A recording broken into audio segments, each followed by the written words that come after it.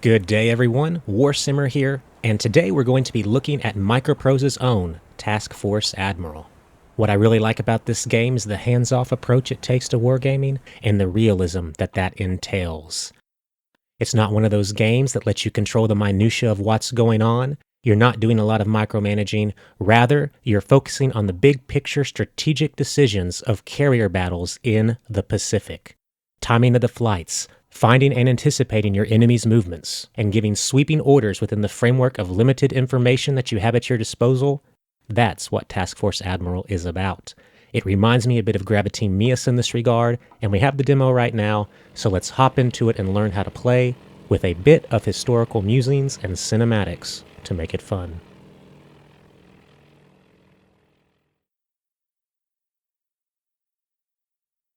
When you start the Task Force Admiral demo, you'll find yourself at the flag plot screen. Now it's from this location that you can access your two most important stations for conducting your air operations. That's the map, which you can double click here, hit F2, or press this button here in the top left corner, and the fleet management screen accessed via F3 or pressing this button right here. One thing you always want to be cognizant of when you're about to conduct air operations in this game is your time. Time management is very important. You can see right now in the top right hand corner, it's a little bit after 5:30, and because we're dealing with Pacific era 1940s warfare, you cannot conduct air operations until daylight breaks. Now for us, that's going to be 6 a.m. That's when we can begin to conduct air operations. We have about half an hour to get everything prepped, sorted, all of our planes spotted, and ready to go. So first we're going to go to the map. And from here we want to go ahead and set our map options correctly, just to ensure that we have all the information that we need in order to make effective decisions. So you can right click on the map, and we want to make sure that we have our contacts history checked.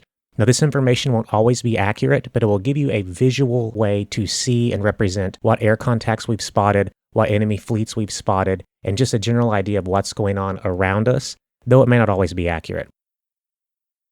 Again, we're primarily dealing with this older World War II style warfare. It's going to be done off short radar range contacts and visual reports, which may only update once every few minutes. Also, when you're doing the visual spotting, sometimes the exact location may not be accurate, but this is definitely better than nothing. We want to make sure that we show our wind. So when I click on that, you can see that it shows our wind is blowing from generally a northern direction, maybe a little bit north by northeast. But that's important to know because carriers can only launch into the wind. Now, Task Force Admiral will automatically orient your carriers once you give an order to launch. So let's say you're facing south. They'll go ahead and they'll turn north into the wind to launch, but that wastes valuable time, okay? So during this era, and particularly with naval air warfare, you have to strike hard, you have to strike fast, and most importantly, you have to strike first. And wasting valuable minutes turning your carrier group into the wind might cause the difference between losing your carrier or destroying the enemies. So what I'm going to do from this point, you can see we have our fleet right here, all our information over here on the left. Our leader of the battle fleet is the USS Yorktown, designated by CV. Carriers are always CVs, destroyers are always DDs, and these are our cruisers, the CAs. They're all oriented around this carrier where you conduct your air operations. I'm going to click on it, and I'm going to right-click up into the distance and add a waypoint, so it will be heading up north into that wind so it doesn't have to reorient when it's time to launch our planes. You can see our ETA of arrival at this point is 9:56 a.m., and we can adjust our speed by right-clicking on it, and we'll change our speed to 20 knots, which is pretty fast for a carrier group. Right-clicking again on the map to set more of our options, we want to make sure that we can see the weather. Now luckily, you can see when I click that, there's not a lot of cloud coverage. We have a little bit of clouds up here in the north, but generally it's pretty sparse and thin. Now you want to be aware of this because let's say you had heavy cloud coverage like to our east right here. It may be a good idea to put your carrier group into that cloud coverage because again, the way the enemy is going to spot you is via air reconnaissance. And if you're underneath those clouds, it masks your movements and makes it much more difficult to spot you. It's all about spotting the enemy carrier group before the enemy carrier group spots you.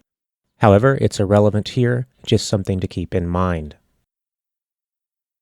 We also want to show our radar range designated with the screen circle and our group's main battery range, that is their guns, designated by this red circle within it. Now the very first thing we want to do in preparation for our flights is to make sure we set up a search team to spot the enemy. That's the name of the game. The very first thing you want to do at 6 a.m. So we're going to go ahead and prepare that. You'll see down here in the bottom right-hand corner of your screen this search button. You can click on that, and this is where you set up your search and reconnaissance operations. We'll create a new air search, and we click which carrier we want to launch from right here. We only have the Yorktown, so that's irrelevant. We'll keep it right here. And then as far as the type, this is the plane you're using to launch the search.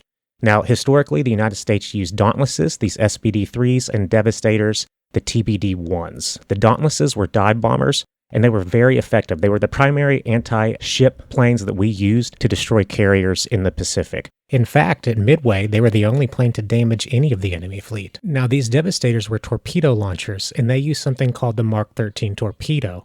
They sucked. They usually ran too deep, and they actually didn't have detonators that worked effectively, so a lot of problems with these planes. And historically, the United States used their Dauntlesses to conduct air reconnaissance, so we're going to do that here as well. Now here's their search pattern. Right now we just have one for the patrol strength, so he's going to take off, fly this pattern, come on around, and do this over a very large radius. So what we want to do is add more aircraft to this search. So we're going to go up to 8, and you can see here's our 8 craft, spread it out in a fan and trying to cover as much area as possible. And we can designate the width of this search with our step. And we're going to make it a 90-degree search, which I think is, when you're using 8 aircraft, 90 degrees is a pretty good search radius. And we know this is a scenario that I created, and in our intelligence, we're told the enemy is generally due east from us. So we're going to click and drag, and we're going to look in the general east direction. And I think this will cover everything we need. The default radius is nearly 600 kilometers from here to here. Pretty good radius. Now, in general, something to be cognizant of is during this time, again, you're using visual spotting. You don't want your planes to be much more than 25 nautical miles apart. If they're 25 nautical miles apart, you're going to ensure that basically everything that you can spot will be spotted within this fanning sweep. Unless, obviously, you're not accounting for things like cloud coverage. Here, it's not relevant. Now, obviously, if there was heavy cloud coverage and it was, let's say, 12,000 feet off the ground, you want to make sure that you're below that, like 11,000 feet. However, that's not the case here, so we're going to max our altitude, 15,000 feet, or Angels 15, and we want to make sure that these are about 25 nautical miles apart. So we can right-click, and we can measure our distance. We'll just click and drag from this point to this point, and you can see it's a bit larger than 25, it's 28, but in general, that's a very narrow window that this enemy carrier group could be in that we could miss. And I know as you fan out and go further down here, it might go to 35, 40. That's a risk that you just have to be willing to take. You don't want to launch too many aircraft in your search patrol because you're taking away from potential strike group flights later on. So I think this right here, if you just do a patrol strength of 8, 600-mile radius at a step of 90, that's a 90-degree search fan, I think you're going to be doing all right. And you can see here the desired takeoff is 6:01. Again, that's when we begin our air operations because at daybreak, that's the first flight group we want to get out. We'll hit accept. Now, one other feature in this game that I really like is this timescale bar down here. Again, it's very important to plan out your air operations to where there is no conflicts, right? So if you're conducting a strike group that's going to take 30 planes to do, and you have this group coming back at the same time you want to take off, that creates all sort of issues. It really backs you up. You want to make sure that these flight groups, these tasks that you have going, do not conflict with one another. That's very important. Now, this is a 1-hour time scale. I'm going to back it up to 4 hours just so we can get a bigger picture. And you can see right here, this is search number 1 that we just created. The spotting is going to start at 5:52. That means the prep for the flight. That ends at 6:01. And then you come over here and you can see the takeoff starts at 6:01. It'll take 140 seconds, a bit over 2 minutes for all 8 planes to launch.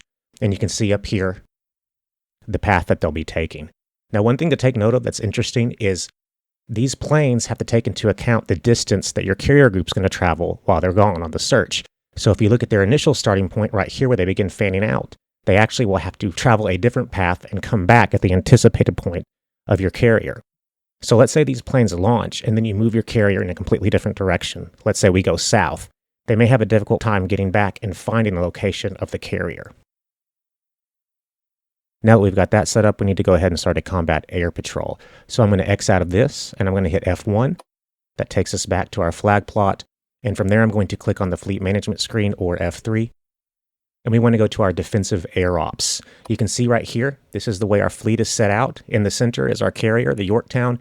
And then we have our cruisers and our destroyers in a perimeter around it. Now, these fleet formations are designated automatically for you, but if you ever want to actually edit these formations, you can do so right here. We're not really interested in that for these purposes, and generally the default fleet arrangements are pretty standard. They're going to work for you most of the time. We're not going to worry about it.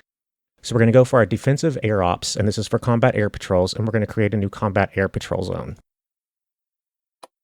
Now, what we want to do here is make sure that we have our fighters. Basically, what we're doing is we're sending up a small flight we're going to want them to patrol in an area that's going to intercept the enemy aircraft when they come towards us. So they're going to be coming towards the east. So what we're going to do is we're going to designate the path. I'm going to zoom out just by using the mouse wheel. And we know generally the enemy is due east of us from our intelligence. So we'll set out a flight path like this, make it a narrow box. And it's important to remember that these combat air patrols are not really acting as interceptors. In fact, I like to look at them primarily as spotters. They're like an advanced screening tool, an advanced radar to tell when the enemy is approaching. And then when we find that the enemy is sending a strike group, let's say they report there's a group of 30 craft coming.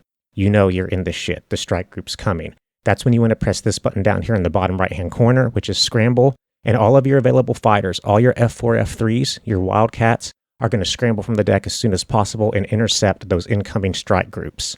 So what we want to do is make sure our patrol group is not too large, because if we make it large, like let's say we made it 8 aircraft, you're actually reserving 16 of your fighters for this combat air patrol because they rotate. You'll have 8 craft take off at once. When they run out of gas, the following 8 in reserve are going to go out and take up this patrol as well. You would have 16 craft assigned to it, designated to it. We just want spotters, okay? We want to reserve our fighters for the scrambling task. So we're only going to have a patrol strength of 3, which means 6 total, and because there's no cloud coverage, we want the highest altitude possible. Angels 15. They'll have the best spotting range with this lack of cloud coverage. So what we'll do now is hit accept, and you can see it's right here assigned, Combat Patrol Area 1, 3 aircraft at a time, 6 total. We have those 3 in reserve so they can rotate in and out. Now, one thing that is very important is if you go to the fighter direction screen, make sure your FDO in charge is checked. This means that combat air patrols and the scrambling of flights will be controlled by your FDO officer rather than yourself. It's just a way to automate the process, and it makes things a little easier, a little more hands-off, and alleviates that micromanaging that you have to do. And so what I'm going to do now is go to our little time scale down here at the bottom. I'm going to go to the 1 hour time, so we have a little more detail we can see. And within this hour, it's 5:43. We have 15 minutes until operations begin.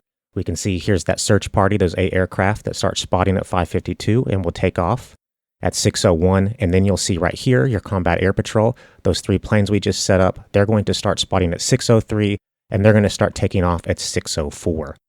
Now, there's one other thing I want to talk about, and that is the doctrine of naval warfare during this time period.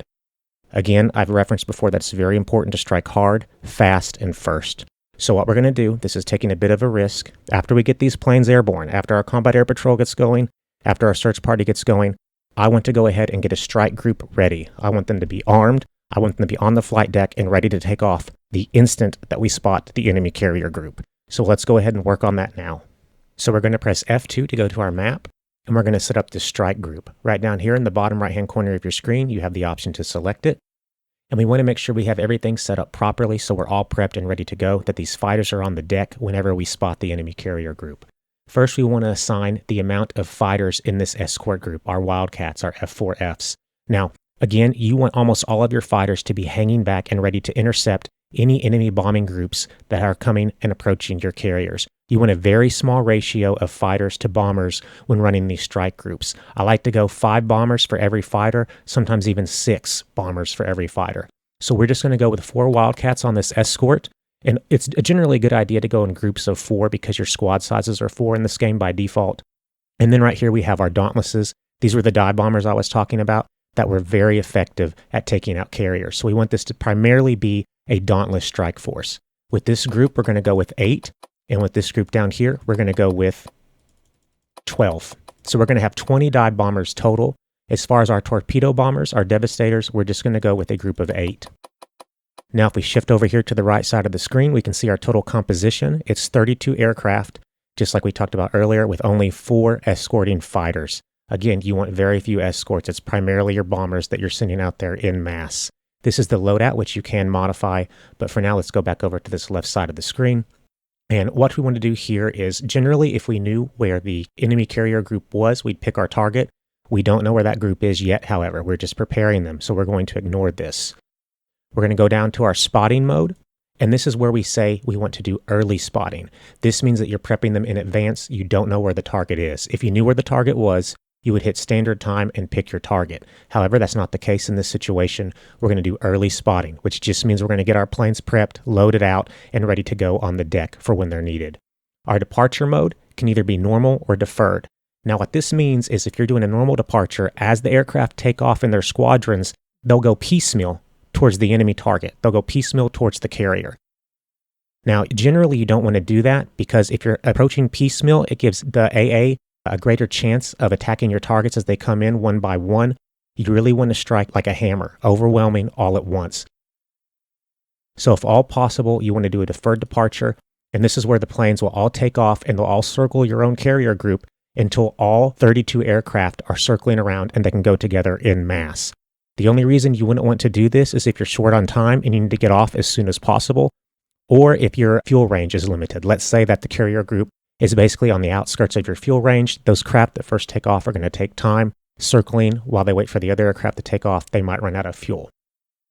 But we'll go ahead and do deferred for this case. Now the loadout priority, this is where you can go for endurance, where you'll have a lighter loadout. So for instance, we change it here. You see we lost our heavy bombs here. We want to make it offensive power where they'll have those 100-pound bombs loaded out on their plane. Generally, you only want to go with endurance if you have to go a greater distance. Now we see here our best possible takeoff time is going to be 6:04, but we want to make sure there's no conflicts, right? We're going to have 32 aircraft on the deck. We want to make sure that we get that search party out, and then we also get out that combat air patrol. So we're going to delay this just a little bit. Okay, so our desired takeoff, let's change it to 6:14. We can just hit 6 plus 10. We say 6:14, and you can see over here on the flight plan, the arming will start at 6:05, and it will end at 6:11. The spotting, when they get on the deck, will begin at 6:05. So if we look down here, we can see 6:04 is when the takeoff starts. Or I'm sorry, where is it? Our search party will be at 6:01. Let's go ahead and make this a little further out.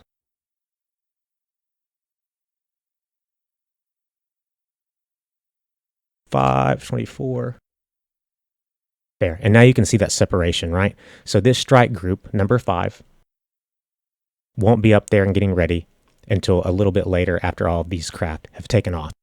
It just gives you a little bit of breathing room. So what we're going to do is greenlight this, and again, they haven't specified a target yet. They're just going to get prepped and get ready onto the deck. And right now we have about 10 minutes until our operations begin, and I'll meet you there. Okay, so now we're to the fun part.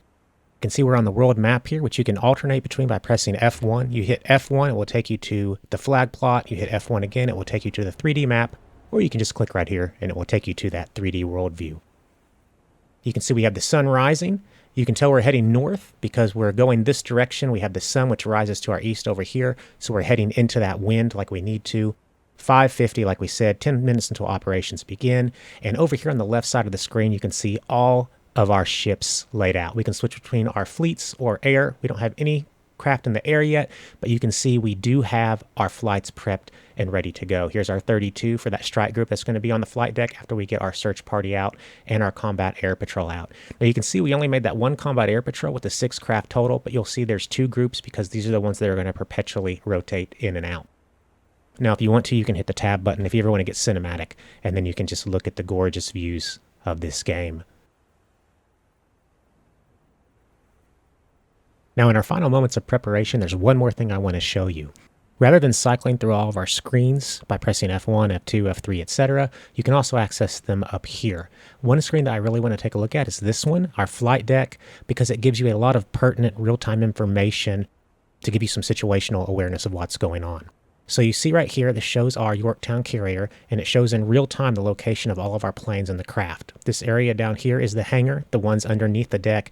This is the deck itself. Now you notice a lot of these planes are blue, and the ones that are in blue means they're being prepared for a future mission. That will be our combat air patrols, our search party, and our strike group that we're going to get prepared and placed onto the deck.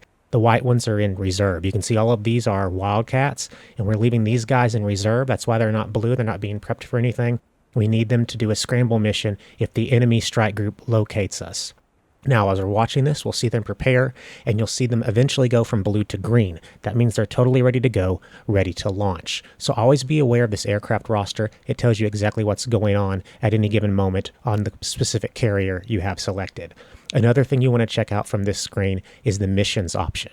You can click on this and you can actually see your individual missions and a lot of relevant information as far as your timing goes. So like for instance, we can look at our search party right here. You can see we have the 8 aircraft that are assigned to it. They'll be ready at 6:01, take off at the same time, and they'll return from their search group. And again, this is all tentative. You can always have variables, but they are scheduled to return at 9:40 a.m. And you can even go here to your 4-hour time frame along the bottom. And we can look at the 9:40 time, which will be over here.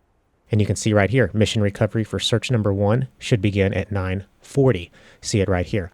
Another value to be aware of is this TOT, time on target. This tells you when they actually reach their target. So this search group number 1 by 7:50 should be at the apex, the furthest distance of their search when they begin to turn around. You'll notice here with our strike group we have prepared, these 32 craft, they don't have a time on target because we haven't assigned the target yet. We haven't located the CV. So just be aware of that. And when we do locate the CV and give them the target to go to, you can look at your TOT and know at about what time they'll reach the carrier. Also, I want to point out right here, you have your Combat Air Patrol 101 and 102. Remember, we just made 1 Combat Air Patrol of 6 craft total, but you're having 2 groups of 3 that are rotating perpetually. They're just going to go indefinitely until they run out of fuel, swap out with 102, then 102 runs out of fuel, and they'll swap out with 101 as well, and just keep rotating that. So that just shows you exactly what missions you have going on at any one time.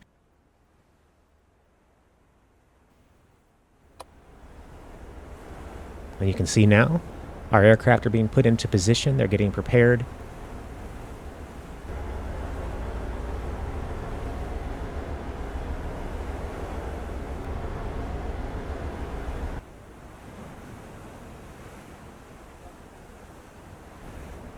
And we can go back to our deck view and we can see here these planes are now green. These are our dauntlesses and you can see they're a part of our search. So we have 1, 2, 3, 4, 5, 6, 7, 8. All of our dauntlesses are ready to go. They're going to bring them up from the elevators, these remaining 4, and they're going to launch them to begin conducting our air search operations.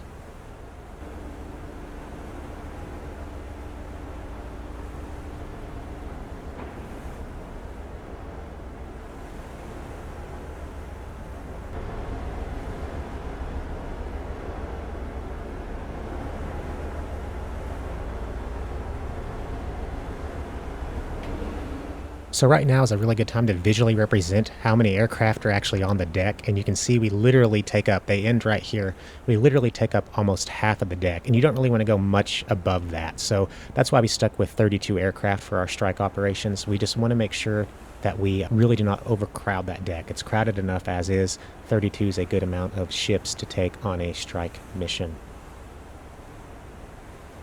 All right, so going back here, we can go to our aircraft roster. We can see we just have 1 more Dauntless to get out before they begin their search operations.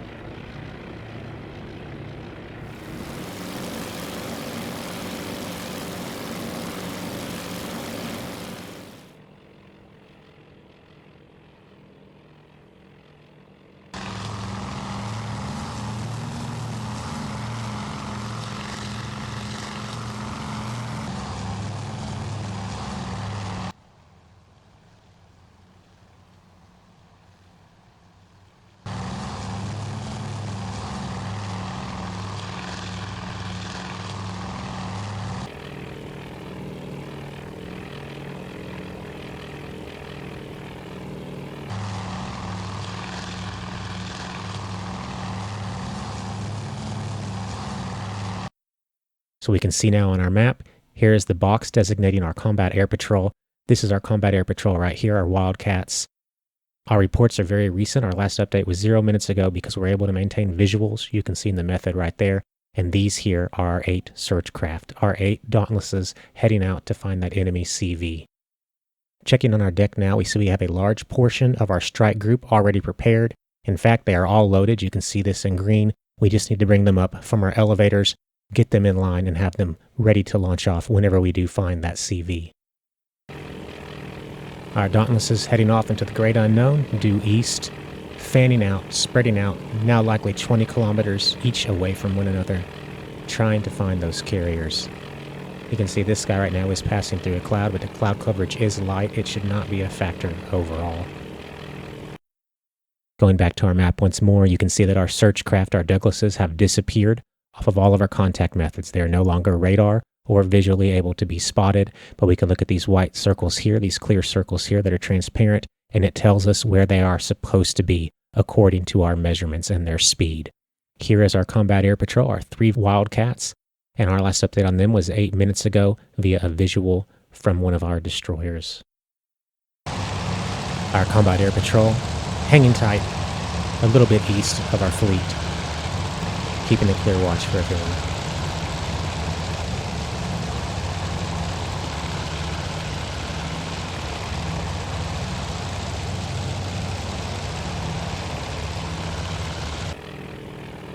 A bit after 6:50 in the morning now, one of our Dauntlesses, likely 250 miles away from our carrier fleet, flying alone, still searching for that enemy CV. Checking our deck now, and you see our entire strike group on that deck. They are ready to go whenever we get word from our search that we have spotted the enemy CV.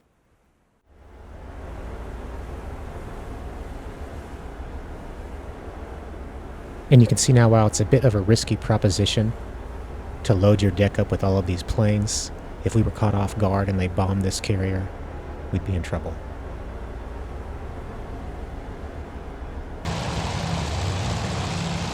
Nothing spotted by our Combat Air Patrol. And those clouds really look to be picking up.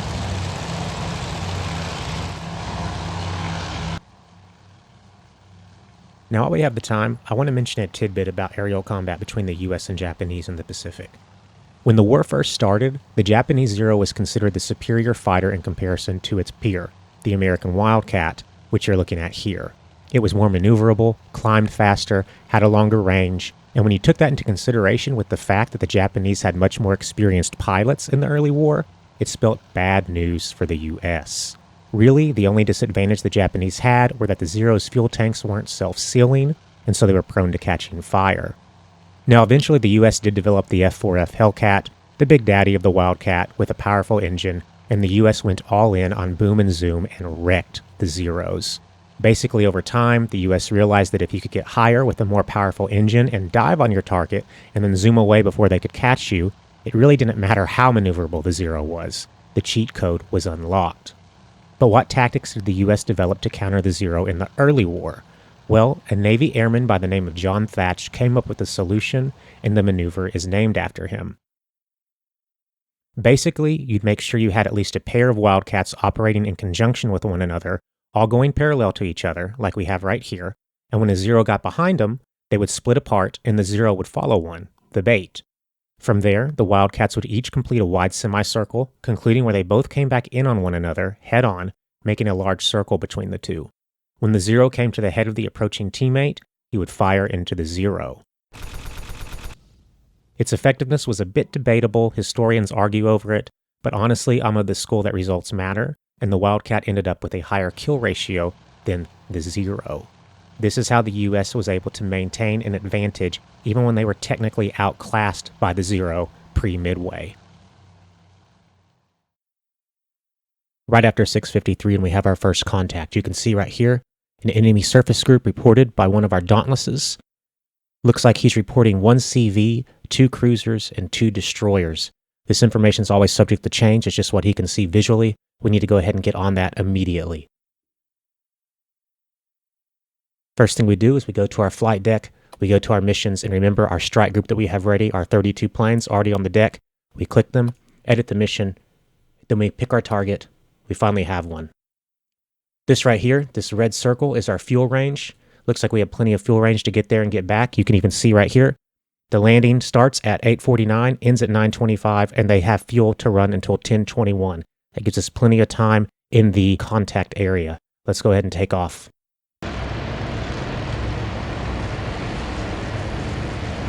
The first of our strike planes taking off.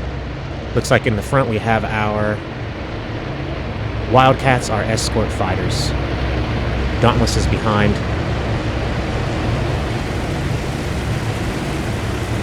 Here in the very back, we have our Devastators.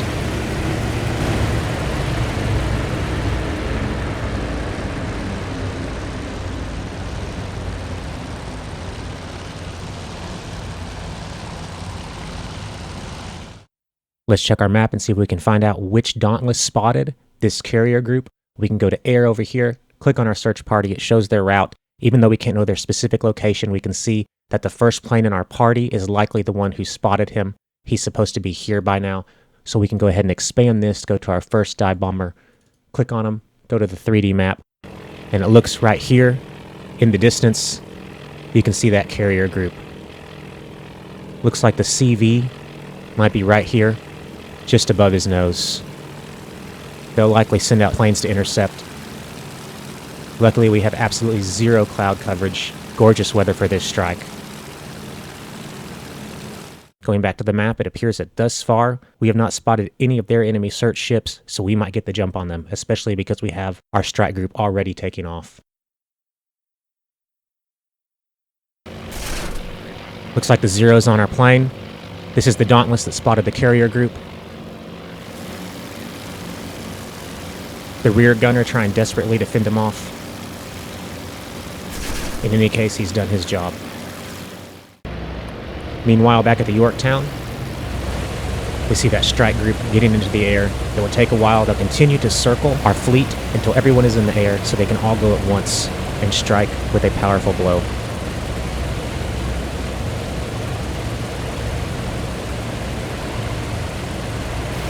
That Dauntless still has that Zero on him. I don't know if he's going to get out of this.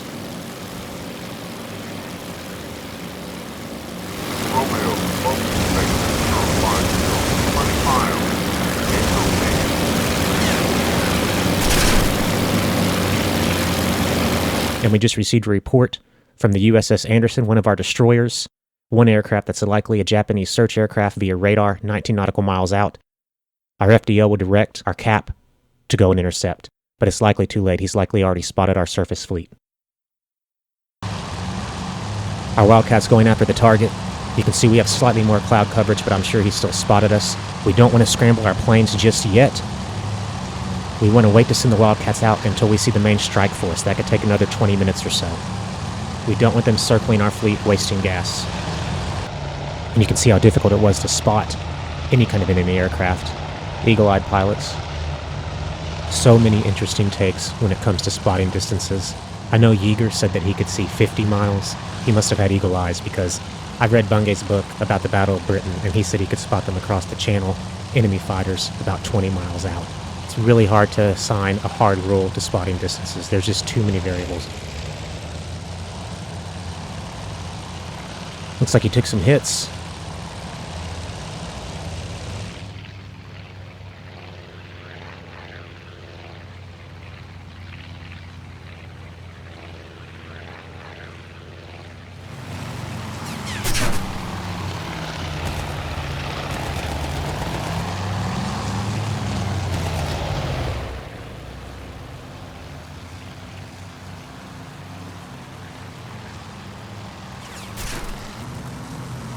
And he's down. Great job by the Wildcats. However, I do have a feeling we'll be seeing an enemy strike group before long.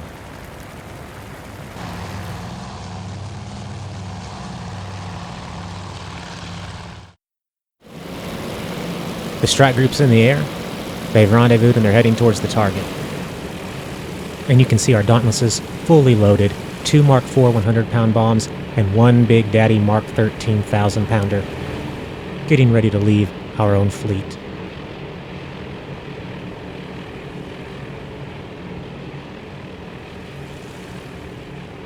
Checking the deck of our own carrier, we can see it's completely clear except for our combat air patrol that rotates in and out. So if we need to scramble all of these Wildcats if that strike group arrives, we'll be able to do it cleanly.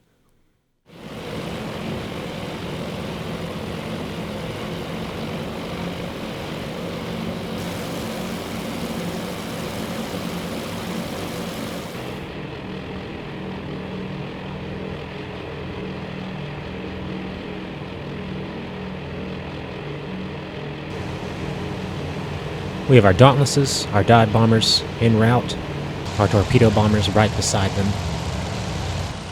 You can see our Wildcats circling above, escorting the strike group. Again, there's only 4 of them. Most are held back for us to respond to the enemy's own strike group.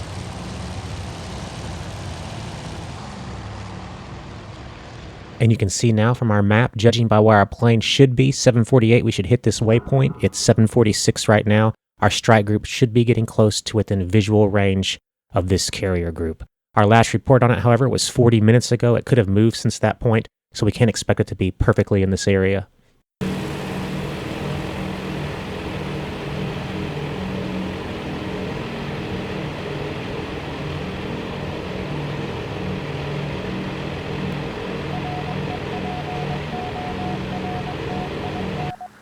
New message in. It looks like our strike group just spotted the contact. Looks like the carrier traveled a bit southwest from when we initially took off, but we should have visual now and be ready to commence our bombing run.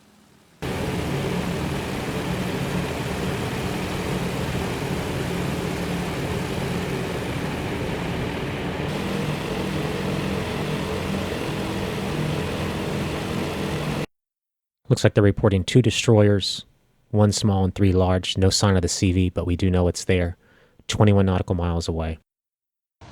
Our Devastator's a little lower than the Dauntlesses because they have to drop down to the surface when they strike. They have to release those torpedoes at 100 feet. And I believe finally I see them in the distance, right underneath the top right corner, the 2 o'clock position of this Devastator's nose. I believe that might be a surface vessel. And you can see it just there right off the nose, underneath that cloud. That is definitely the enemy carrier fleet. However, that's the only vessel I see at this moment. Going to our surface view, I see no signs of enemy air contact. That's excellent. You know, I'm wondering if their recon search was able to relay back the location of our carrier. If they didn't have their own aircraft on the deck and ready to go like we did, we're going to get the jump on them. We might actually catch them with their pants down and their own aircraft on the deck. That would be fantastic. Oh, but it looks like from nowhere, enemy zeros.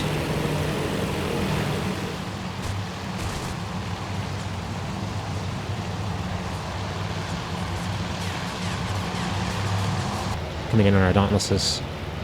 He might be taking 1 down.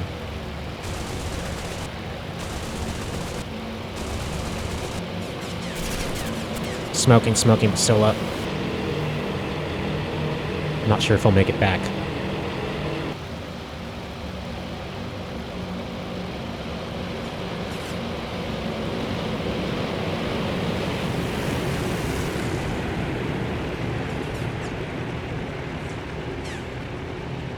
Now with the zeros up ahead, our Devastators are diving down in towards the carrier.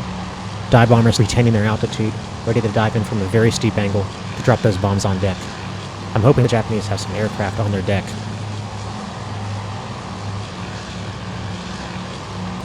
Looks like we have a dogfight going on here. I'm not sure whose that is. Might be our escort.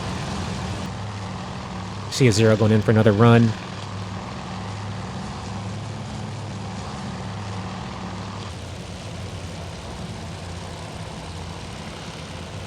Looks like we lost the Devastator.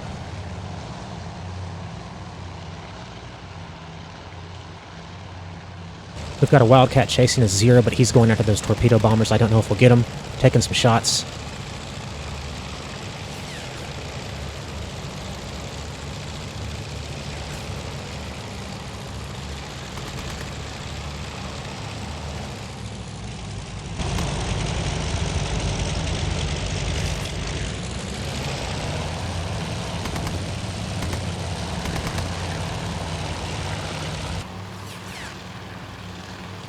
And behind that Wildcat, we have a zero.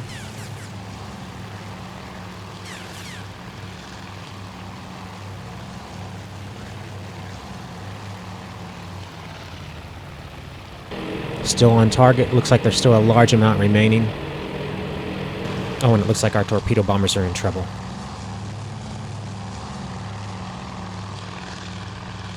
You can see that zero circling above.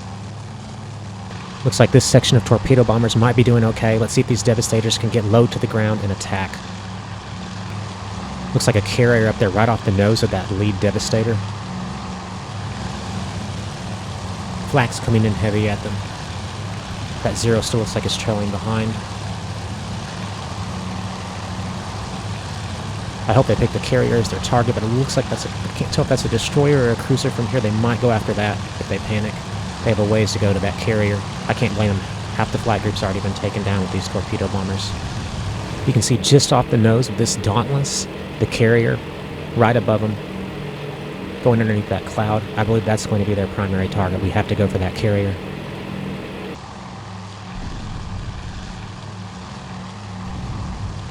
This is really the only Devastator group that's left intact, this section. The rest were wrecked. There's the carrier. They might swing in around towards it.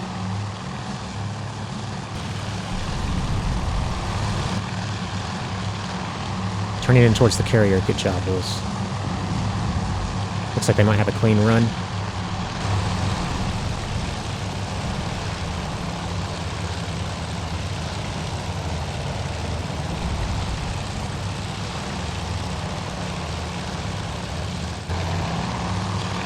Look how low they are getting. That's 100 feet.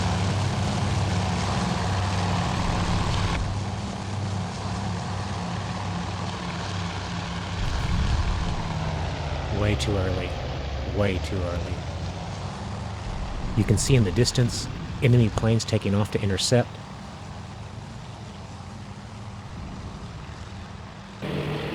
Back to our Dauntlesses. You can see the carrier desperately firing their AA guns at the Devastator torpedo launchers. They'll be circling around soon.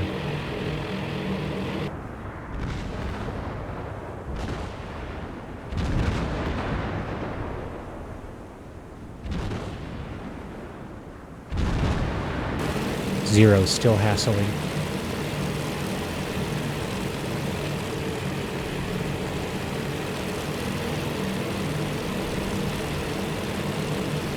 But this strike group looks to be largely intact. I expect a few hits.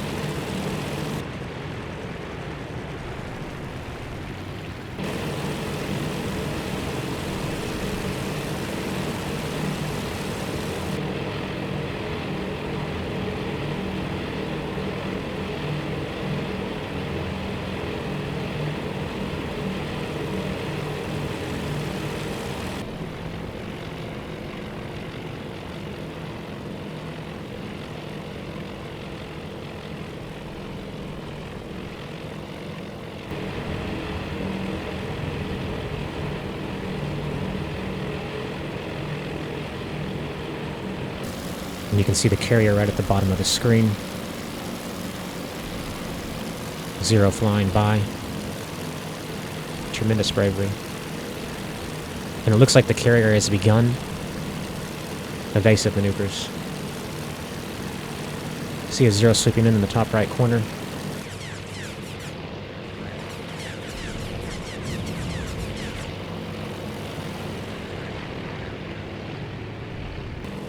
And that carrier knows these Dauntlesses are coming for it.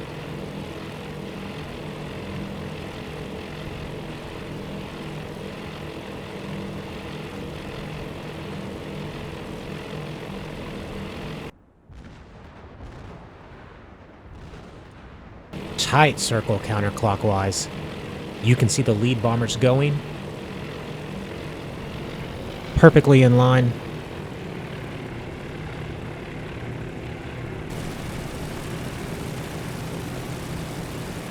Flak right in their face. Now they have small arms fire.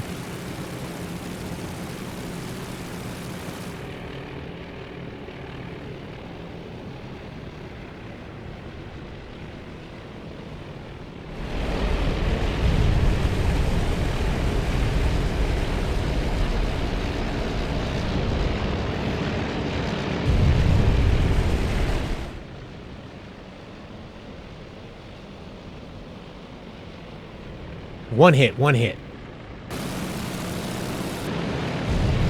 More deck hits.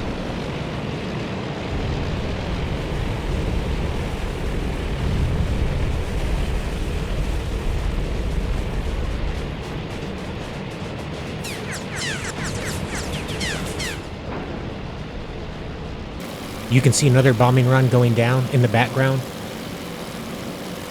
Another hit. Devastating.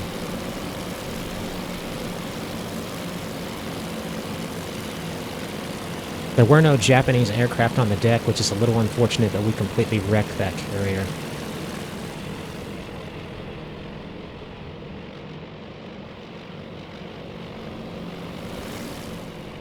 You can see our torpedo bombers desperately trying to escape. Looks like he has two or three zeros behind him. Carrier in the background in flames. And that tail gunner is hanging on for dear life. And our Dauntless is just trying to GTFO.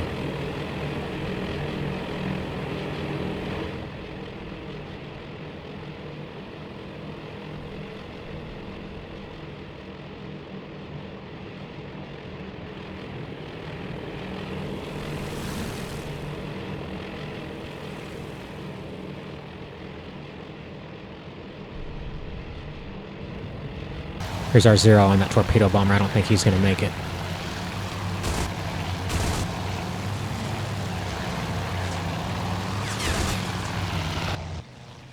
Oh, no, no, no.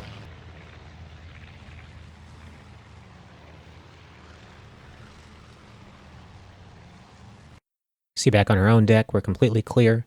All of our Wildcats in reserve in case we need to send out our scramble. I don't think they sent a strike force. I think we got the jump on them. That just stresses the importance of getting those search planes out quickly and having that strike group ready to go on the deck. I don't think they even had any planes up on the deck.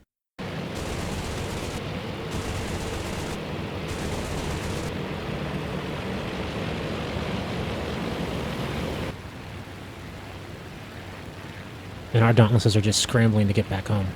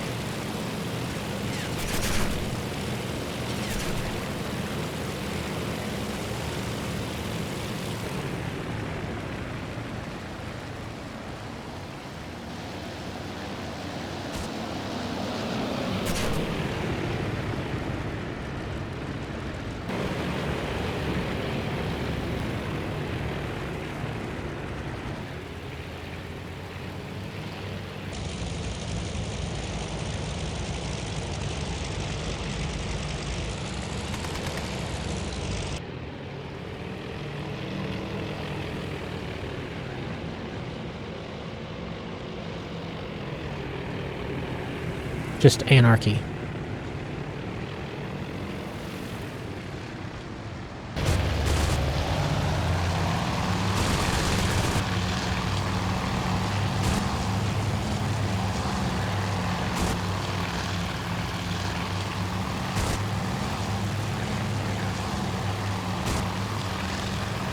And the zero can turn tighter than that Wildcat.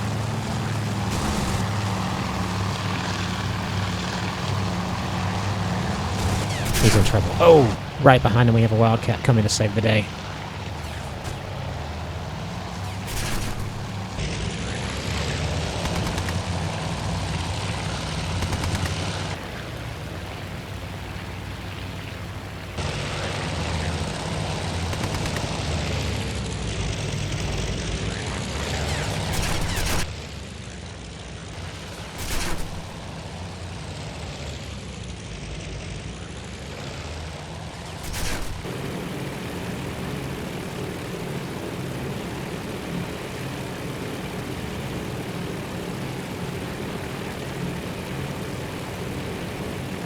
These Dauntlesses cannot catch a break.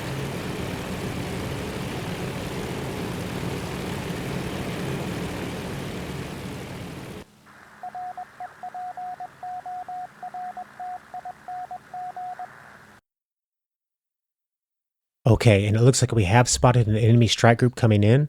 It's 20 plus aircraft. That's the big one right there, via radar, 2 minutes ago. We're going to go ahead and scramble. You can see our Wildcats being prepped, many of them green, fully ready to go. They just have to come up the elevator, and we'll get all those guys out as soon as possible to meet the enemy strike group. Look how detailed this game is. Absolutely beautiful.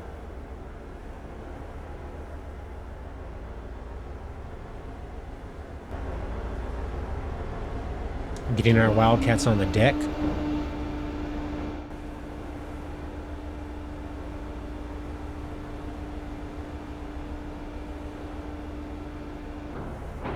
Sun fully out now. Early in the morning.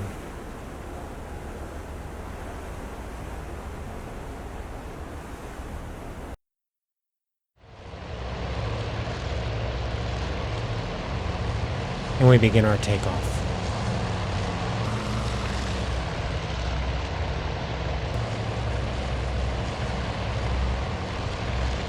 Tremendous machines.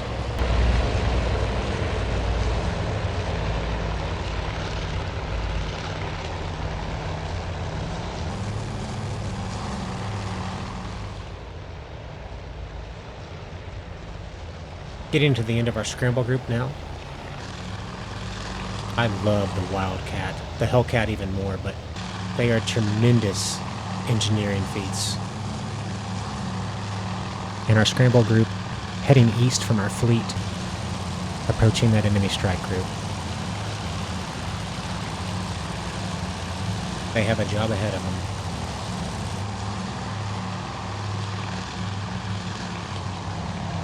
Rising up, it looks like they have a visual. And it looks like we'll be merging soon.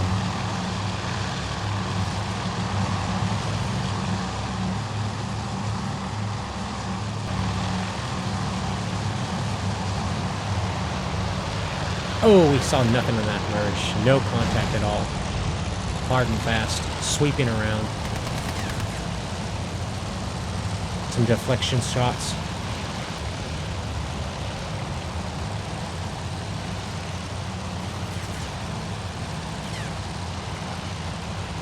And you can see abreast that entire line of bombers coming in for our carrier group. We have to stop them.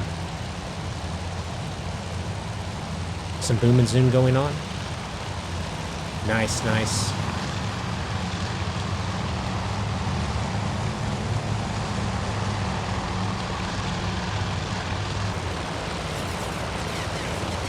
Those tail gunners just lighting up our Wildcats. Could you imagine diving into that and having to face that hellfire?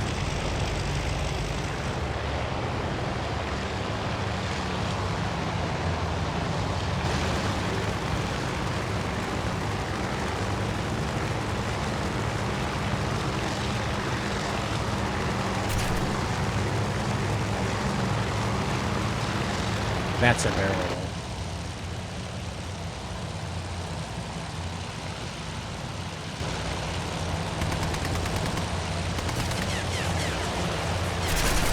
Right in the thick of it. Smoking, smoking.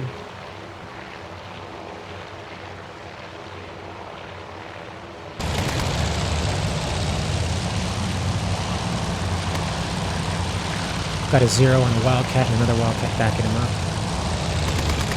Planes falling in the distance. Lighting him up.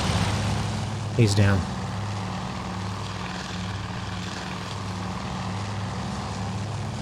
An endless expanse of sea. Another plane down. And that Pacific sun shining above. Way off in the distance, you can see the dive bombers. And we're getting close to our carrier group now. We can see them at the bottom of the screen.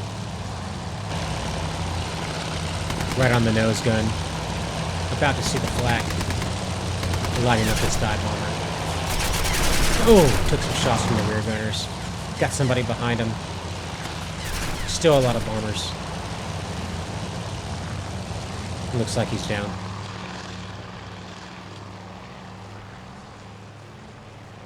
From our carrier, you can see the flak off in the distance. They're approaching.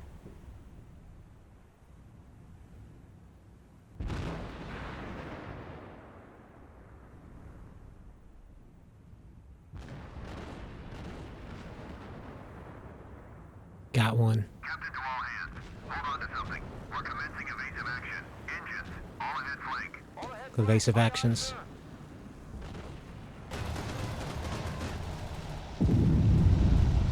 Kamikaze vibes right there.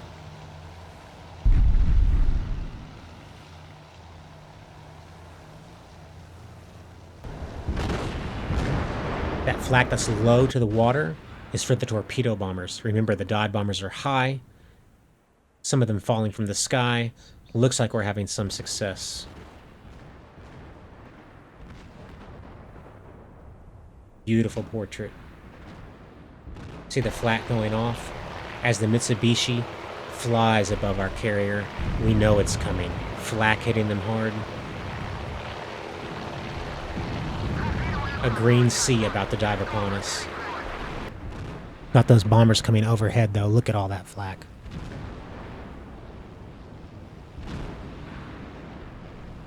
Look at that. The bravery these pilots had to have.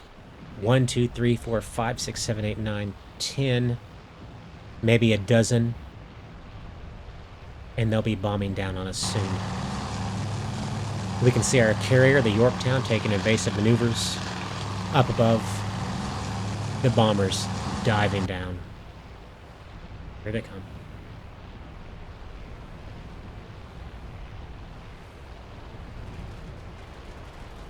An onslaught of flak. Small arms fire about to begin. 50 cows lighting them up. Here they come. It's so intense, that flak.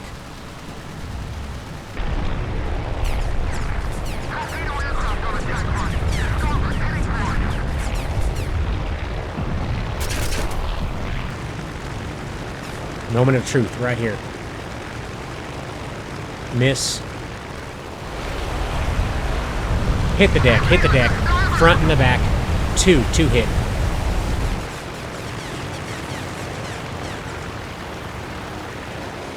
We have to assess that damage. Hopefully it's light.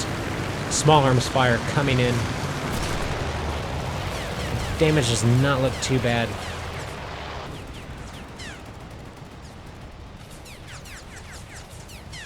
They still have to get away.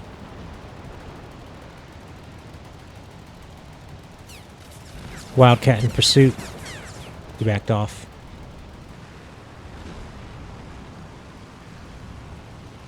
That flak is absolutely brutal. Wildcat cutting through. Small arms fire everywhere.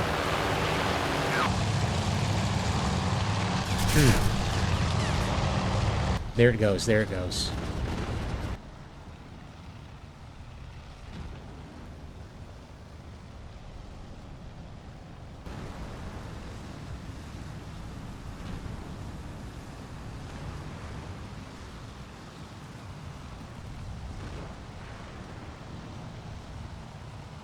And it looks like the main part of the bombing is over. We have our Wildcats chasing.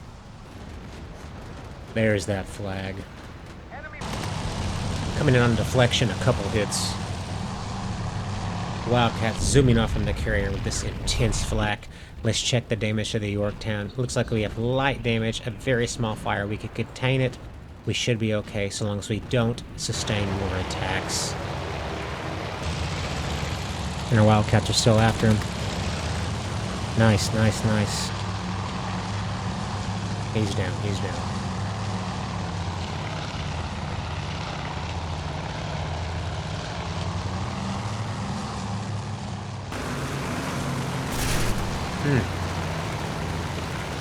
Look at those holes in that bomber. Still flying. I wouldn't suspect that from a Japanese plane. Swooping in and out. Cutting through, slicing, as the bombers try desperately to retreat.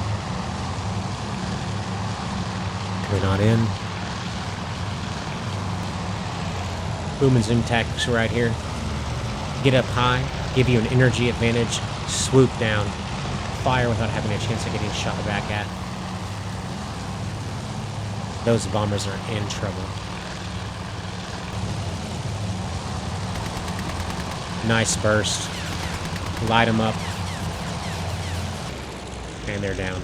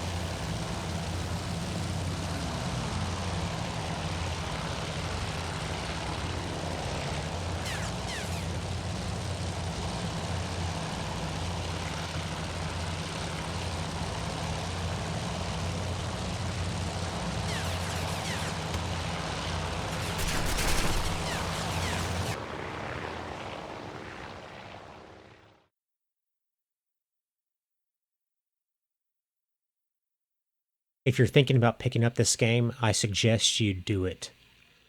It is lovely, it is fun, it's beautiful, and it's realistic. It reminds me so much of Graviteam Mius.